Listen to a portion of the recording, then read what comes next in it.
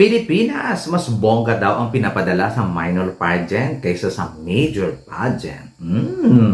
Hello, Carawelas! Mabuhay! This is Gaysel Ortega and welcome back to my YouTube channel.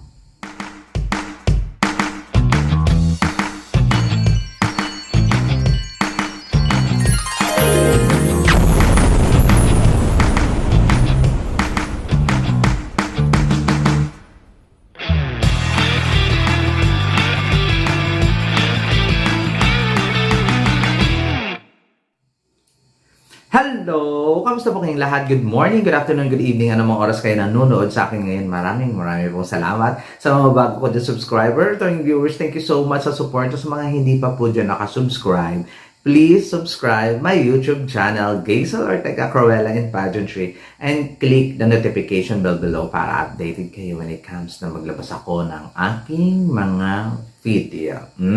Diba?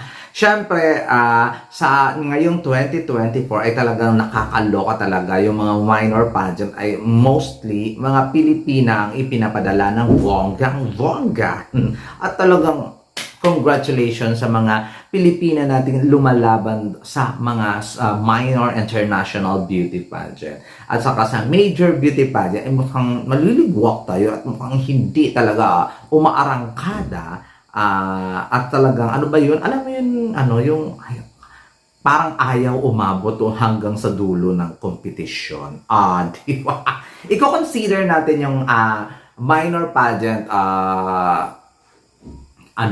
basta, yung major pageant lang naman, such as Miss Universe, Miss World, Miss Earth, Miss International, i-consider ko rin ang Miss Supranational at saka Miss Grand International. Diba? Parang yung anim na pageant na yun, ang laki ng fan base, ang lakas ng, depende sa, ang lakas sa tao, tapos ang daming sumasaling candidates. Ngayon, bakit nga ba mas gamay ng mga Pilipina beauty pageant or beauty queens ang minor pageant kaysa major pageant? Para sa iba, mas magaling daw, mas maganda, mas magaling ang ipinapadala ng Pilipina sa mga minor pageant. Talaga ba? Nakita ba ninyo ang mga performance nila para bakit niya sabi ninyong magaling? Di ba? May mga dahilan kung bakit ipinapanalo nila ang Philippines sa isang minor pageant. So, isa-isahin natin yan ng bonggang-bongga. Sabi nila, mas maganda at mas magaling. Kasi, putyo-putyo ka lamang. Nagkataon lang ng prepared yung mga galing Pilipinas na pinapadala sa minor pageant. At saka hindi masyadong, yung mga kalaban doon ay hindi masyadong naghanda. Halimbawa, kumbaga mukhang si Philippines lang at saka mangilan-ngilan lang talaga ang tunay na naghanda at tunay na nakikipagbardagulan. Kasi alam nyo naman, pag Pilipina talaga, bardagulan kahit minor pageant dyan. Walang minor sa isang Pilipina at talagang laban kung laban. Emote kung emote. Diba? Hindi ibig sabihin na mas maganda at saka mas magaling ipinagpadala natin sa minor pageant. Talagang pinaghahandaan lang talaga ng mga Filipina girls, mga Filipina beauty queens, minor man yan or major. At minsan, ginagamit ng mga pageant, ang mga minor pageant na ito, ang bansang Pilipinas para paingayin ang pageant nila. Hindi naman kasi lahat ng mga pioneer, ano ba naman yan? Ba't nagigigil na? Hindi naman kasi lahat ng mga minor pageant. Ano ba, Gaysel? Dahan-dahan lang para klaro. Hindi naman kasi lahat ng mga minor pageant ay ginagamit ang Pilipinas. Pero mostly, ay talagang ganun yung eksena. Talagang, kailangan natin pamanalunin si Philippines para magbigay ng ingay, magbigay ng suporta, magbigay ng ganyan. Ang daming i-consider kasi pag Pilipinas kasi ipinanalo nila ay talagang sasabog at pag-uusapan ang pageant nila even though na wala namang kakwenta-kwenta. Parang pang barangay pageant lang naman. Ganun lang yon. So, yung mga Pilipino naman, syempre, salamat dahil tayo ang panalo. Salamat dahil binigay sa Pilipinas ang panalo. Pero next year, mukhang hindi na tayo ang mananalo. Kasi nga, halos lahat ng minor pageant ay nakuha na natin ngayong year. At imposible naman na Philippines every year. Sa 2025, nga na tayo. Feeling ko. Nga. So, may iba talaga na gumagamit ng natin, sash factor natin yung powerhouse, pagka-powerhouse ng pagka-Pilipinas for the cloud. Para pag-usapan ang kanilang mga project ng bonggang-bongga. Isa din yun sa mga ikinukonsider ko.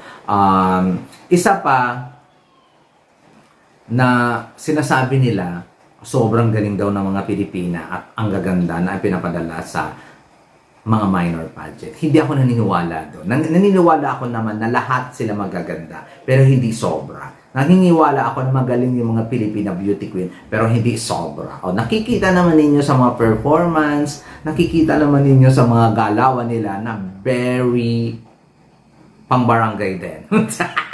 Nakikita naman ninyo, sa totoo lang guys, wag natin bulahin yung mga sarili natin. Nakikita naman ninyo yung mga rampahan, nakikita naman ninyo yung mga eksena na talagang pang minor din naman talaga ang mga pang eksena nila. Hindi na dahil kung lait na lait kayo ng mga sumasali sa Miss Universe, sa mga ganitong mga pageant, ganitong mga pageant, tingnan mo naman yung galaw, tingnan mo naman yung pasarela, tingnan mo naman yung eksena, o diba, parang pang barangay pageant din naman. Kasi siyempre, i-level din nila yung sarili nila sa pang-barangay pageant. Hindi siya yung pulido, hindi yung bardagulan ang eksena, o diba? Nakikita naman ninyo, at saka huwag ninyong i-discredit yung mga galing na mga Pilipina na sumasali sa major kasi iba ang training, iba ang bardagulan, iba ang kalaban. Ganito kasi yun. Ang mga ibang bansa, hindi talaga nagbibigay at papadala sa mga minor pageant ng bardagulan at saka talagang quality girls. Hindi kagaya ng mga Pinas na nagpapadala tayo ng not so powerful and quality girls, but nagpapadala tayo ng at least man lang doon sa minor pageant na yun ay i-consider na magaling tayo. Yung iba hindi. Basta kung sino mahugot, pwede ka na, Walang training. That's why na nagsishine bright like a diamond ang Pilipinas. Ikinukumpara ninyo sa major na mas magaling at maganda. No!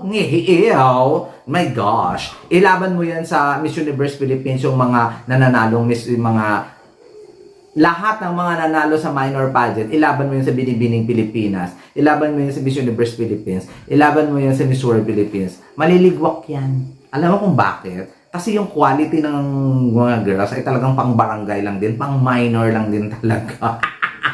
Wag nga ninyong inookra yung mga lumalaban sa major kasi ibang klase. Wag niyo i-discredit yung mga laban nila at saka ibang klase yung training na ibinibigay sa kanila. At tingnan nyo naman yung galawan, yung orahan when it comes sa mga alam mo yun, yung when it comes talaga sa pageant aspect. Walang-wala talaga. Kahit winner siya doon sa minor pageant, ikumpara mo doon sa na El Tocuyo na Pilipina doon sa major pageant, ay no match pa talaga. No match, promise. Kahit na itong mga winner na to sa minor pageant, ilaban mo doon sa major, pagtatawanan at uokrayin din ninyo. Nagkataon lang na nanalo sila dyan sa minor pageant, kaya puring-puri ninyo. Pero hindi ko discredit yung pagkapanalo nila. At nagkataon lang naman. Kaya sinasabi nga minor pageant kasi nga, pang pucho-pucho din yung pageant na yun at wala naman talagang pinapatunayan. Basta may mai-pageant lang. Ganon. So, kung makapagsalita yun man yung ibang winner, mas magaling pa at mas maganda pa yung inilaban natin sa minor kaysa sa major. Walang binatbat kasi mga winner sila doon. Tapos sa major, gagaya sa Miss Earth. Uy, di ba yung ating kandidata, ginalingan niya naman yung bonggang-bongga. Pero kung sa minor pageant, yung talagang winner naman talaga siya. Maganda, matangkad, di ba? Matalino, ganon. Tapos sa Miss Universe, hello, pang minor ba yung ganyang klaseng beauty? Ang bonggang-bongga. Diba? So, hindi talaga ng Kaya, ilaban mo yan sa mga national pageant, yung mga winner na yan sa mga minor pageant. Wala yan. Maliligwak yan ng tuluyan, ng bonggang-bongga. Baka hindi pa nga umabot sa semi-finalist.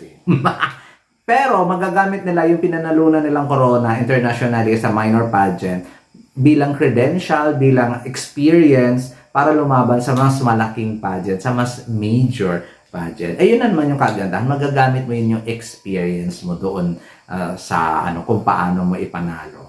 Di ba? Pero huwag natin silang i-discredit yung mga major beauty queen natin na lumaban sa mga major pageant kasi iba ang iba ang training nila, iba ang pinagdaanan nila, lalaban talaga silang ng bonggang-bongga. Kaya hindi naman tayo nakaka-place ng matataas talaga at hindi tayo umaabot sa dulo dito sa mga major pageant kasi ba naman magagaling din naman yung pinapadala ng ibang bansa at valid yun.